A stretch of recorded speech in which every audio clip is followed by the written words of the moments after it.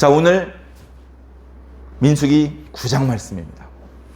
민수기 9장 말씀이 선포되는 상황을 한번 살펴보시면 좋을 것 같습니다. 자, 민수기 9장이면 10장 바로 앞입니다. 10장은 이제 드디어 행군이 시작됩니다. 그러니까 9장까지 말씀을 통해서 하나님께서는 이스라엘 백성들이 이제 더 이상 시내산 자락에 거하는 것이 아니라 거기서 짐을 싸가지고 하나님께서 약속하셔서 실질로 하나님의 백성들이 들어가서 살아야 될 가나안을 향한 행군을 시작해야 될 시점에 놓여 있는 것이죠. 이렇게 실질적으로 행군을 시작할 때까지 1년하고도 몇 달이 더 걸렸습니다. 1년 넘게 상당히 많은 시간이 걸렸죠. 그 기간 동안 무슨 일이 있었냐? 제일 먼저 시내산에 도착하자마자 했던 것은 하나님과 언약 체결입니다. 예. 하나님과 언약을 체결하기 위해서 모세는 정말로 노력을 많이 했습니다. 네, 맞나요? 하나님의 백성들을 준비시키고 하나님을 설득하고 그 험준한 시내산을 오르락 내리락을 수도 없이 반복했습니다. 하나님께서 내가 언제 너희들과 약속을 하였느냐 라고 말씀하지 못하도록 하나님의 다짐을 받았고 백성들의 마음을 급히 하나님께 돌이켜서 하나님의 말씀에 대하여 모든 백성이 일치하여 우리가 하나님의 계명을 지키겠습니다. 우리가 오직 하나님만을 섬기겠습니다. 라고 다짐을 받아 두었습니다. 그런 여러 번의 과정 가운데 하나님과 이스라엘 백성들 사이에 계약이 체결됐죠. 하나님께서 아이고 저 모세가 고집을 피워서 내가 어쩔 수 없이 계약을 맺어준다 이게 아니고 사실은 하나님의 마음도 아브라함의 후손인 이스라엘 사람들 그들에게는 많은 흠결이 있었지만 그런 것들을 간구하시고 씻어주시고 용서해 주셔서라도 그들과 언약을 맺으시고 그들에게 사랑과 은혜를 베풀어 주시기를 하나님도 원하셨던 것이죠. 그래서 모세의 마음을 감동해서 그렇게 감동적인 하나님과의 언약이 체결될 수 있도록 하나님께서 뒤에서 은혜를 베풀어 주셨던 것입니다. 그래 하나님과 언약을 맺었습니다. 하나님과 이스라엘은 이제 남남이 아닙니다. 하나님 외에 다른 신들은 이스라엘 백성들이 섬기지 않습니다. 오직 하나님만 섬기기로 했습니다. 하나님께서 규례를 주시면 그 규례가 어떤 내용이든지 무조건 순종하기로 이미 서약을 했습니다. 그래서 두 번째로 하나님께서 율법 수여를 해주십니다. 예. 좋아! 너희들이 나의 규례를 지키겠다고 약속을 했으니 내가 너희들에게 율법을 수여해 주노라. 제일 먼저 주셨던 율법들은 십계명을 비롯해서 출애굽기 20장, 21장, 22, 23장에 걸쳐서 말씀이 나타나고 있습니다. 그 부분에 있는 말씀을 언약서, 조금 다르게 표현하면 계약서의 말씀이라고 표현되고 있습니다. 그 말씀을 근거로 바로 이 말씀, 바로 이 하나님의 뜻을 우리가 지키겠습니다. 그렇게 계약서의 도장을 찍어서 하나님과 이스라엘 백성들 사이에 언약이 맺어진 것이죠. 정말로 종이로 만든 서류에 인감 도장을 찍었다는 말씀은 아니고요. 엄밀하게 말하면 모세를 통해서 준비시키셨던 그 돌판에 하나님께서 십계명을 기록하시고 그리고 하나님과 하나님의 백성들이 만난 자리에서 모든 백성들이 이구동성으로 우리가 오직 하나님을 섬기고 그 규례를 지키겠습니다 라고 외쳤을 때 그 다짐을 계약서에 인감도장을 찍은 것처럼 인정해 주셔서 하나님과 이스라엘 백성 사이에 굳건한 언약이 체결된 것입니다. 그것으로 모든 규례가 끝난 것이 아니라 하나님께서는 계속해서 모세에게 규례를 주십니다. 언약을 맺은 이후에 제일 처음에 주셨던 규례는 성막을 만드는 것과 관련된 규례였습니다. 출애굽기 25장부터 31장에 성막을 어떤 형태로, 어떤 재료로, 어떤 방법으로, 어떤 모양으로 만들어야 될지 하나님께서 가르쳐 주셨죠. 물론 그 말씀을 받고 곧바로 성막을 건축하는 작업에 돌입할 수는 없었습니다. 무지하고 어리석은 백성들이 죄의 본성을 억누르지 못하고 금송아지를 만드는 대역부도한 죄를 저지르고 말았기 때문에 그렇습니다. 하나님과 맺었던 계약서는 그 두 돌판은 깨트려질 수밖에 없었습니다. 모세는 그 범죄의 근원을 따져서 주동자들을 죽이도록 했습니다. 그리고 하나님 앞에 무릎 꿇어서 부르짖어 기도했죠. 하나님, 우리가 저지른 죄는 너무 크고 심각해서 감히 하나님께 용서해달라고 말씀드리기 부끄럽고 죄송할 정도로 너무 심각한 죄를 지었습니다. 그러나 하나님, 이 백성들의 죄를 용서하여 주시옵소서. 이 백성들을 당신의 백성으로 인정하여 주시옵소서. 이 백성들을 하나님의 기업으로 삼아 주시옵소서. 그렇게 하지 않으실 것 같으면 제 이름을 하나님 보좌 앞에 있는 생명책에서 지워버려 주시옵소서. 목숨을 건 기도, 감히 하나님께 도박을 하고 감히 하나님께 장난으로 그런 기도를 드리지 않습니다. 하나님이 누구신지 알기 때문에 모세는 정말로 목숨을 걸고 그렇게 기도를 했던 것이고, 모세의 진심을 아셨기 때문에 하나님께서는 백성들이 충분히 회개한 상황이 아님에도 불구하고 모세의 간구에 따라서 이스라엘 백성들의 죄를 용서하기로 하셨고, 그들에게 약속의 땅 가나안을 허락하기로 하셨고, 하나님의 사자를 통해서가 아니라 하나님께서 친히 이스라엘 백성들과 함께 그 가나안에 들어가기로 하신 것입니다.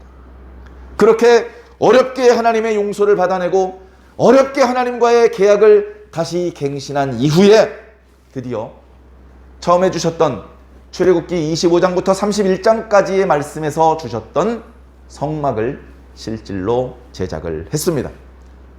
성막을 제조할 때에 허투루 제조할 수가 없었습니다. 조금 전에 하나님 앞에 대역부도한 범죄를 저지른 적도 있었기 때문에 성막을 건축하는 일을 통해서라도 지난번에 과오를 씻고 다시 우리가 하나님 앞에 떳떳한 백성으로서의 도리를 다하는 그런 모습을 보여드리고 싶었을 것입니다. 그 역사에 하나님의 도구로 부름받은 부살렐과 오홀리압에게는 하나님께서 아낌없이 성령을 부어주셨고, 이름이 다 알려져 있지 않는 여러 돕는 동역자들을 통해서 성막의 여러 부품들과 부속들, 본 건물과 또는 그 안에 또는 밖에 두게 될 여러 기구들을 만들게 되었습니다. 그것들이 다 제작되었을 때 모세가 자신이 하나님께 받은 대로 제작되었는지 둘러보았습니다. 검수를 해본 것이죠. 성경은 하나님께서 모세에게 말씀하셨던 대로 그들이 그 성막과 기구들을 만들었다고 그렇게 여러 차례 인증을 해주고 있습니다. 그래 그 성막을 하나님 앞에 결국은 봉헌을 하게 되죠. 네. 성막이 하나님 앞에 봉헌됐습니다. 이 성막은 이제 더 이상 쇠쪼가리 나무 토막 헝겊대기가 아닙니다. 하나님의 규례를 따라 성막을 만들었고, 또 하나님의 규례를 따라 제조된 성유를 그 성막에 발랐기 때문에 이제 그 성막은 지극히 거룩한 것이 되었습니다. 성막이 준공되던 날 이스라엘 백성들을 애굽에서 인도하던 구름이 그 성막을 덮어버렸습니다. 모세가 성막 안에 있었다가 빽빽히 밀려오는 구름에 놀라 밖으로 밀려 나올 수밖에 없었습니다. 성막 위에 하나님의 구름이 임하였다는 것은 그 성막을 하나님께서 기쁘게 받으셨다는 것입니다. 그래, 내가 모세를 통해서 보여주고 알려준 대로 너희들이 정성스럽게 이 성막을 잘 만들었고 잘 건축을 하였구나. 내가 이제 이 성막을 통해서 너희들과 함께 동거하고 너희들에게 나의 말씀을 선포해 주겠노라. 하나님께서 저 멀리 시내산 꼭대기 또는 더 먼 우주 대기권 밖에 계신 분이 아니고 이스라엘 백성들이 사는 동네 옆집에 계신 것처럼 아주 가까이 다가오게 된 것입니다.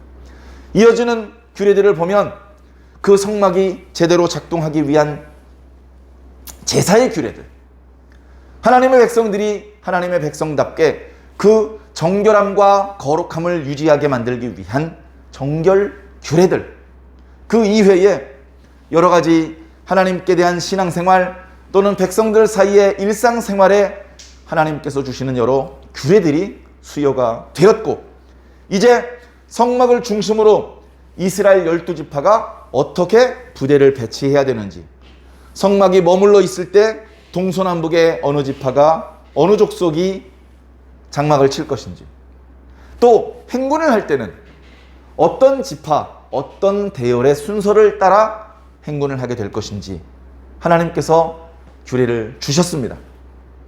12지파는 하나님께서 지정하신 자리에 장막을 펼쳐야 됐고, 하나님께서 지정하신 위치에서 행군을 이어 나가야 했습니다. 이렇게 장막을 펼치고 또는 행군을 할 때 좀 더 구체적인 사명을 받았던 지파는 레위 지파입니다.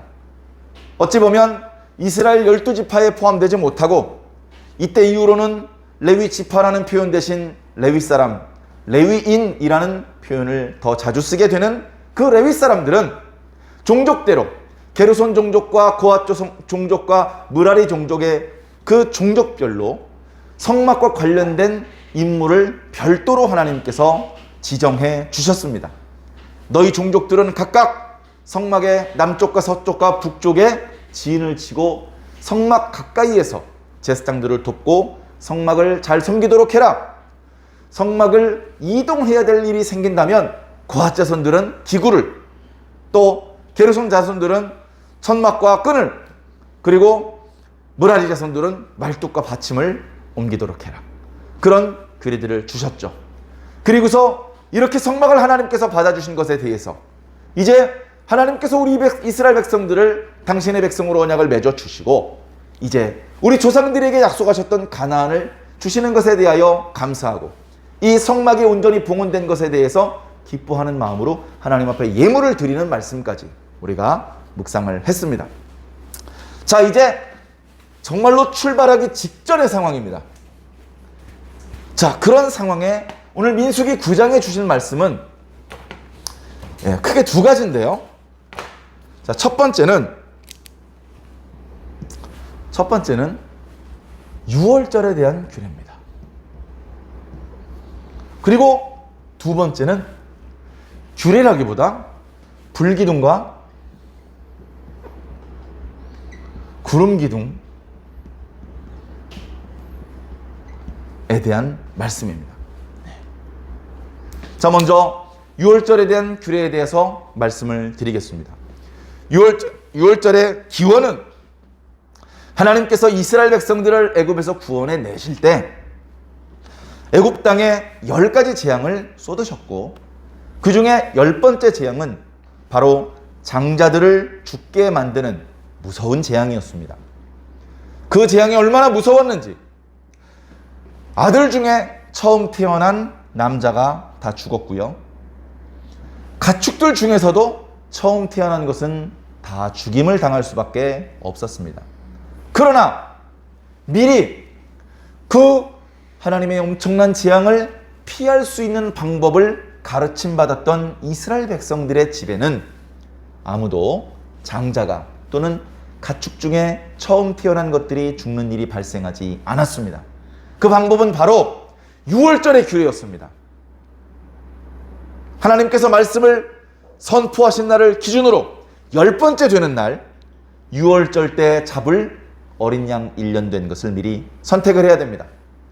그리고 14번째 되는 날 밤에 그 미리 준비해 두었던 그 양을 잡아 죽여야 됩니다. 피를 쏟고 그 어린 양을 구워서 먹어야 됩니다. 남김없이 먹어야 됩니다. 그리고 그 어린 양을 잡는 과정에서 받아놓았던 그 어린 양의 피는 문인방과 설주에 바르게 되었습니다.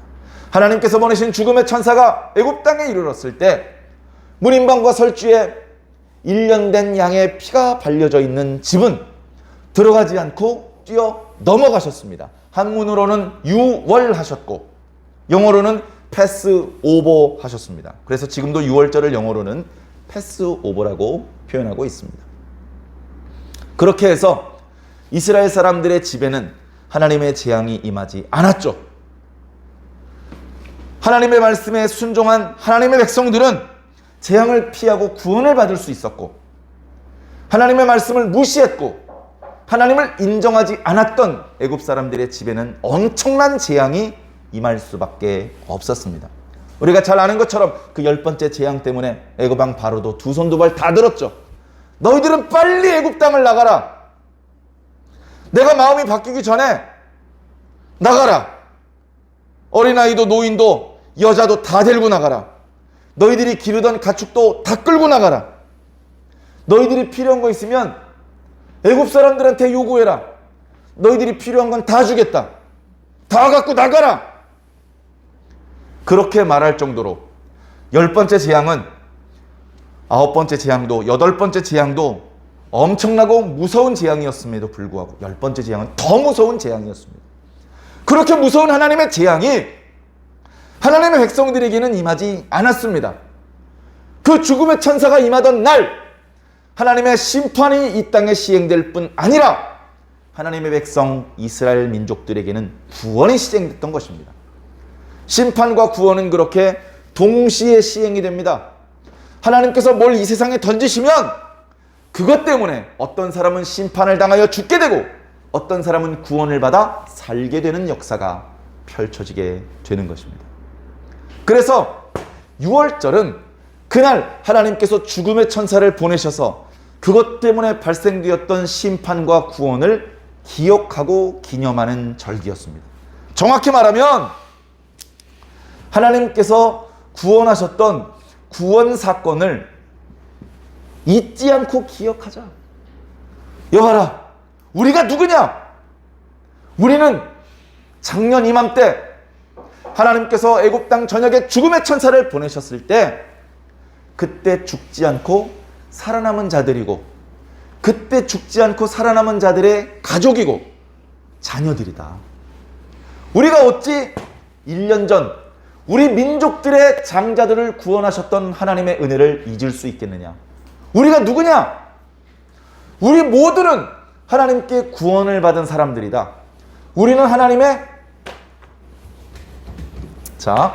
별로 어려운 표현은 아닙니다. 구원 공동체다. 우리가 한 사람도 빠짐없이 여기 있는 우리 모두가 하나님의 구원을 받은 구원 공동체의 일원이다.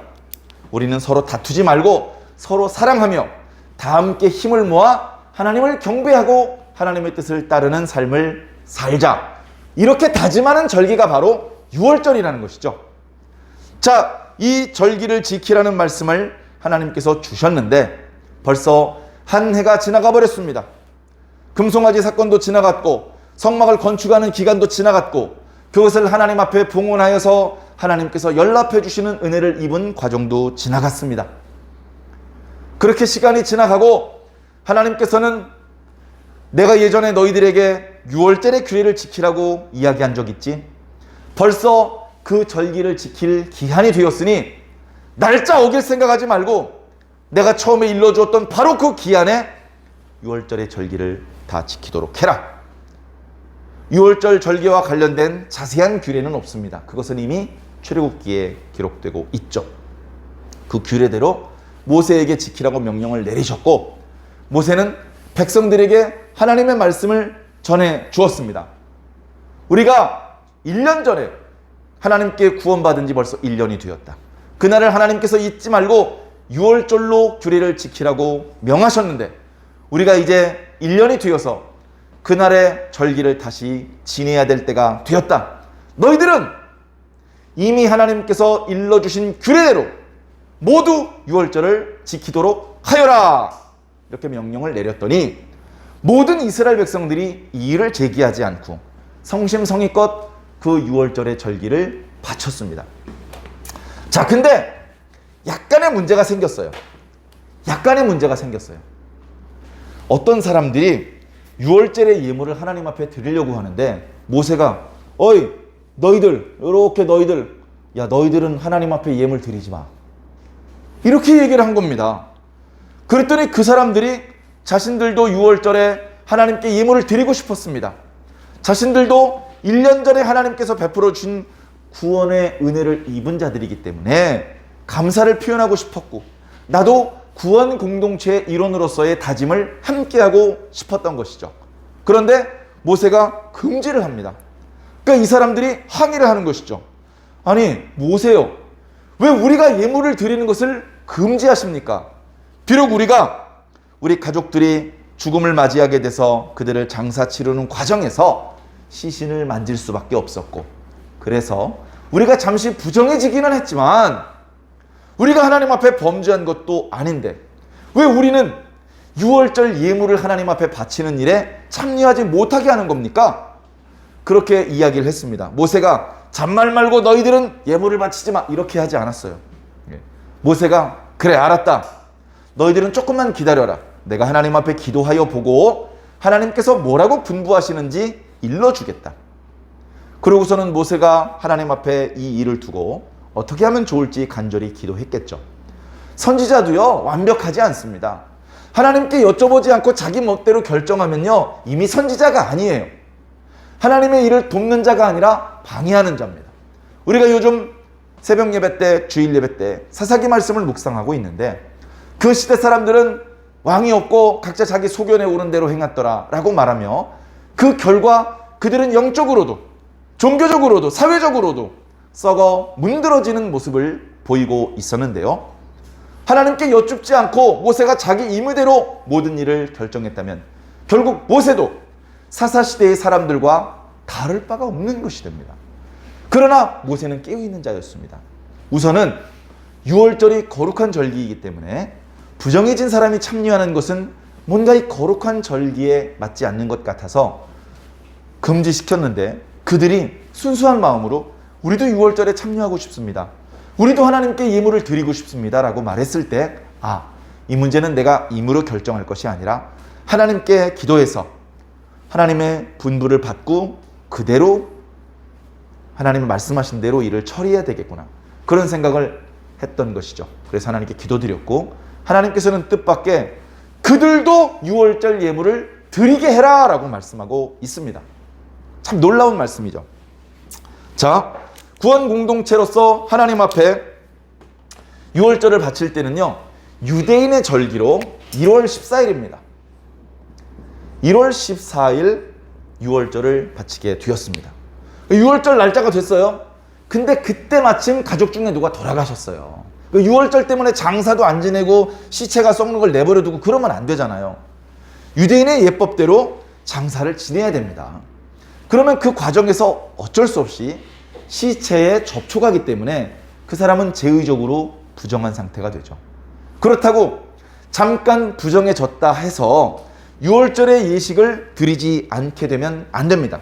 그래서 하나님께서 또 다른 규례를 주셨는데 유월절 기간에 타국으로 여행을 했던 사람, 여행을 했다가 돌아오겠죠.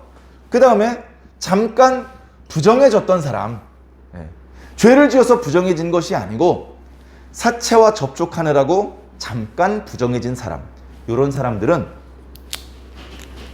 2월 14일 날 유월절을 드려라.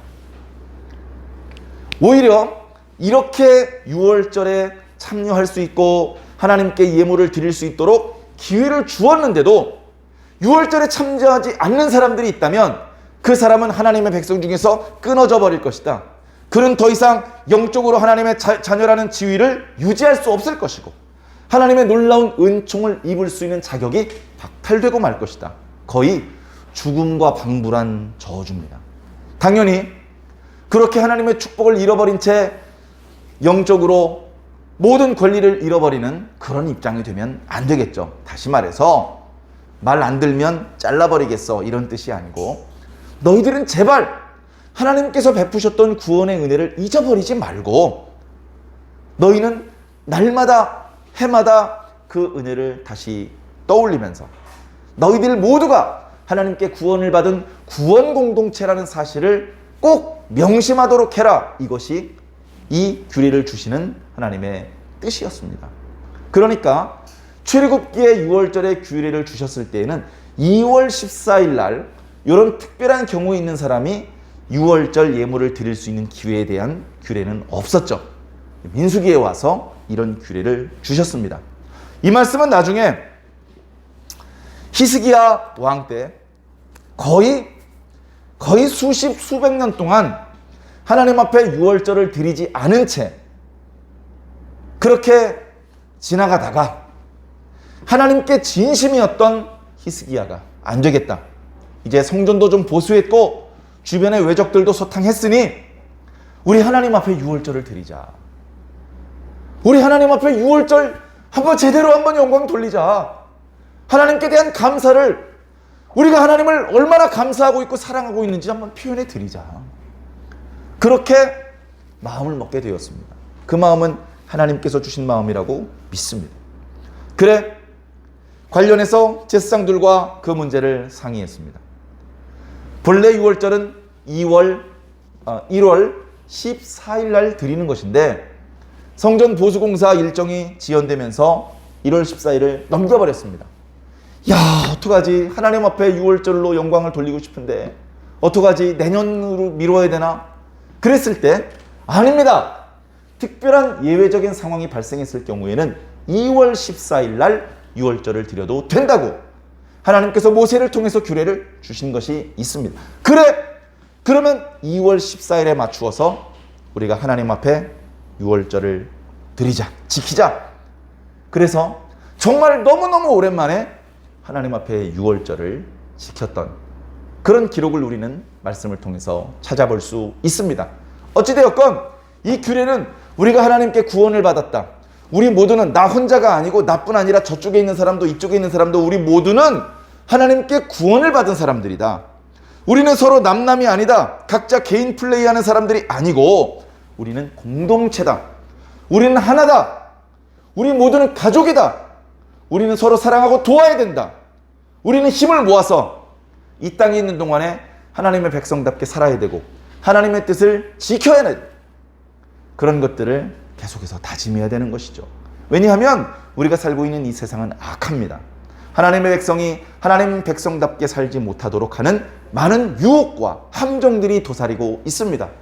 상당히 신실하게 살았던 사람도 아차 실수하는 사이에 범죄할 수 있고 타락의 나락으로 얼마든지 빠른 속도로 떨어질 수 있기 때문에 우리가 하나님 앞에 큰 공로를 세우고 뭐 대단한 영성을 수여하지 못했다 하더라도 그래도 계속해서 하나님의 백성으로 지금까지 여기 이렇게 올 수 있었던 것은 100% 하나님의 은혜다.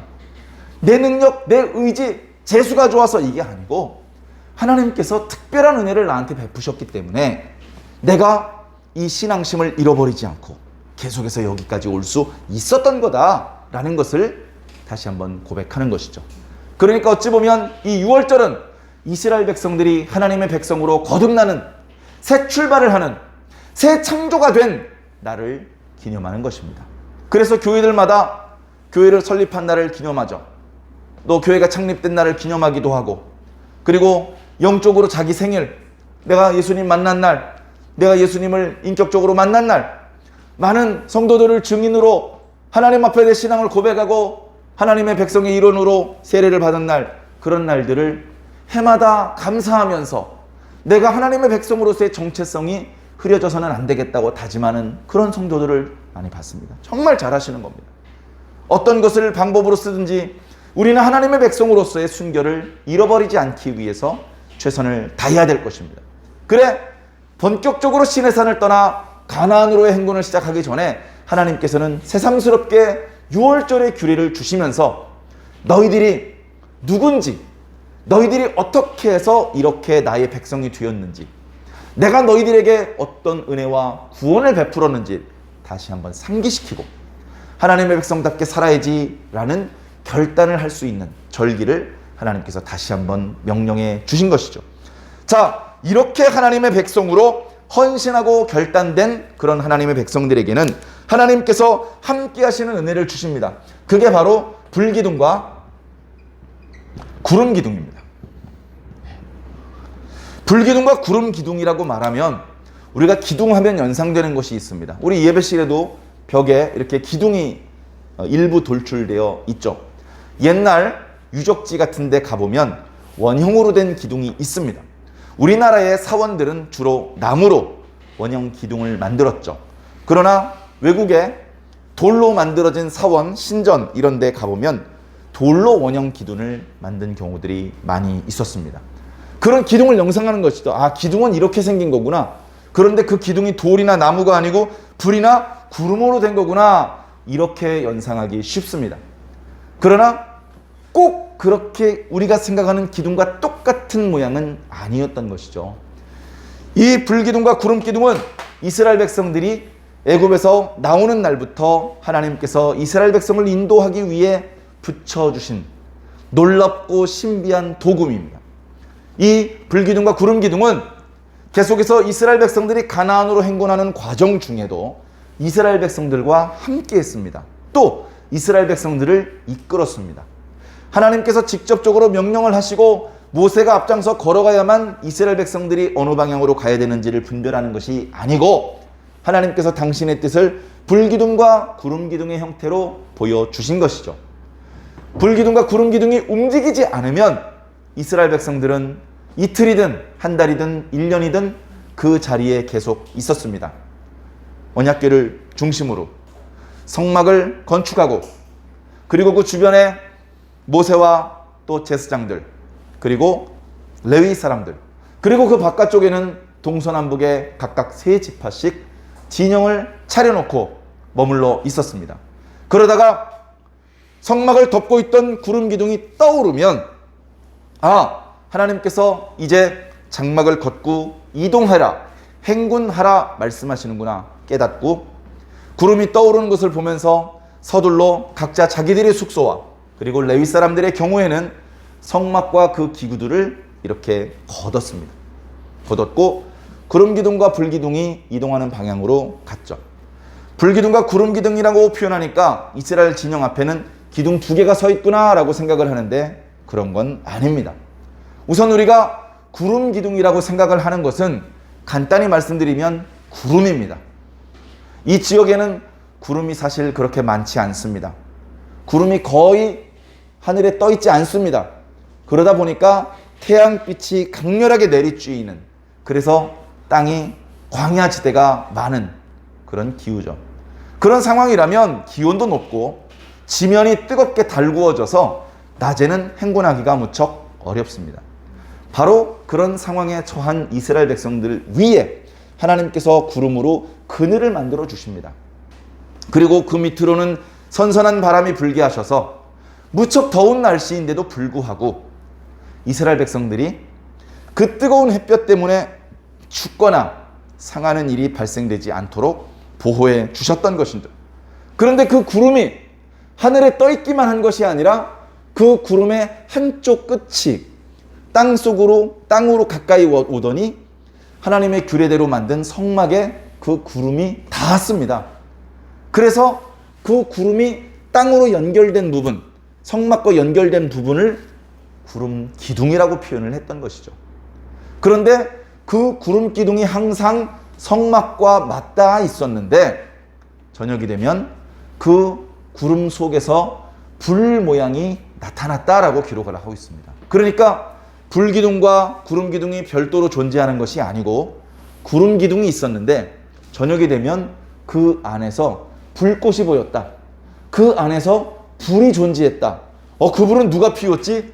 그 연료는, 그 에너지는 누가 조달한 거지? 그건 모릅니다. 하나님께서 영적으로 역사하셨기 때문에 그 불이 생겨난 원리까지 성경이 말씀해주고 있지는 않습니다. 그러나 밤이 될 때마다 그 구름기둥 속에 불 같은 것이 나타나면서 그 주변의 진영에 이렇게 장막을 펼치고 지내고 있는 이스라엘 백성들이 밤에 춥지 않도록 그렇게 해 주었던 것이죠. 사막 기후는 엄청나게 더울 것이라고만 생각을 하는데 밤에는, 새벽에는 영하로 떨어질 정도로 급격하게 온도가 낮아집니다. 그래서 일교차가 10도, 20도가 아니고 거의 40도, 50도에 육박할 정도로 일교차가 엄청나게 심각하기 때문에 어쩌면 사람들이 장기간 거주하기는 매우 좋지 않은 곳이죠. 그러나 그런 곳에 있는 이스라엘 백성들은 하나님께서 주신 구름 기둥, 그리고 저녁마다 그 구름 기둥 속에 불이 나타남으로 해서 하나님께서 거대한 난로를 피워주신 것이죠.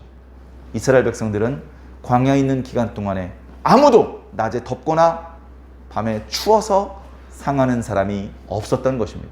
놀라운 하나님의 은혜죠. 그런 은혜를 어쩌다 한번 경험하는 것이 아니고 24시간 40년 동안 중단 없이 그 능력을 체험했습니다. 그런 은혜를 입었음에도 불구하고 간음하고 우상숭배하고 주를 시험하고 원망했다는 것은 정말로 부끄럽고 죄송한 일이 아닐 수 없습니다. 날마다 만나를 먹었으면서도 그걸 질겅질겅 씹으면서 원망을 했다는 것은 뭔가 영적으로 무감각해지고 병들었던 뜻인데, 오늘 우리들도 그런 잘못된 모양이 얼마든지 될 수 있다는 것을 명심하고 우리 자신의 모습을 돌아보아야 되겠습니다. 과거 이스라엘 백성들뿐 아니라 오늘 저와 여러분들도 하나님 앞에 구원을 받은 사람입니다. 내가 하나님 앞에 구원받았습니다. 쟤는 못 받았어. 나만 받았어. 그렇지 않습니다. 물론 아직 하나님의 구원에 참여하지 못한 분들도 많이 있습니다. 그러나 어찌되었건 지금 함께 예배를 드리고 있는 저와 여러분들은 모두 하나님께 구원을 받은 분들이고, 저와 여러분들은 아울러서 구원 공동체의 일원들입니다. 우리는 하나님께서 우리를 구원했다는 사실을 절대 잊어버리면 안 됩니다. 하나님의 뜻을 날마다 되뇌이며 하나님의 뜻대로 살아야 되고, 하나님을 기쁘시게 하는 그런 모습으로 살아야 됩니다. 하나님의 백성다운 면모를 잃어버리지 않기 위해서 내가 누구인지 나의 정체성을 날마다 재확인하는 과정이 필요합니다. 바로 하나님의 말씀을 읽고 묵상하고 기도하고 예배하는 것이죠. 그래서 매우 피곤하고 번거로우셨겠지만 오늘 이렇게 예배에 참여해 주신 것은 하나님께서 무척 기뻐하시는 일이라고 믿습니다. 우리가 그렇게 하나님의 구원받은 백성임을 잊지 않고 있을 때 바로 우리들에게는 광야에서 구름 기둥과 불 기둥으로 이루 말로 할 수 없는 혜택을 하나님께서 당신의 언약 백성들에게 베풀어 주셨던 것처럼 오늘 우리들이 그런 은혜를 입고 있다는 것을 또한 기억하시기 바랍니다. 구름 기둥이 항상 떠 있다 보니까 구름 기둥이 떠 있는 줄 잊어버렸어요. 야, 구름 기둥 떠 있어서 정말 시원하고 좋다. 아이고 하나님 감사합니다. 몇 번은 감사를 드렸는데 그렇게 구름이 떠 있는 지가 40년쯤 되니까 이제 구름 떠 있는 게 당연해. 하나도 안 감사해요. 오늘 우리도 예수 그리스도의 십자가 보혈로 구원받았고 하나님을 아버지라고 부르게 된 은혜를 당연하게 생각하고 더 이상 감사하지 않고 그런 은혜를 연속적으로 입고 있음에도 불구하고 하나님께 원망하고 범죄하는 그런 모습을 보일 때가 있지는 않습니까? 우리 자신의 모습을 돌아보면서 불기둥과 구름 기둥과 같은 오늘날 예수 그리스도를 통해서 성령의 능력으로 우리는 하나님의 놀라우신 은혜를 입고 있습니다. 우리가 그것을 느낄 때도 있고 느끼지 못할 때도 있는데 그것을 느끼는 과정에서 느끼지 못하게 되는, 둔해지는 그런 경우가 상당히 많이 있는 것 같습니다. 사랑하는 성도 여러분, 하나님께 감사하는 것을 나중으로 미루지 않으시기 바랍니다. 하나님의 은혜를 체험하고 그 은혜 안에 머물러 있는 노력을 게을리하지 않으시기 바랍니다. 오늘 말씀을 통해서 우리 모두가 구원 공동체라는 것을, 우리가 이미 하나님의 놀라운 은혜를 입고 있다는 것을 깨달으시기 바라고, 우리가 살아가는 많은 일상들 좀 더 하나님께서 보시기에 아름다운 모습으로 하나님을 기쁘시게 하고 하나님의 마음을 시원하게 드릴 수 있는 모습으로 살아주시기를 예수님 이름으로 간절히 축원합니다.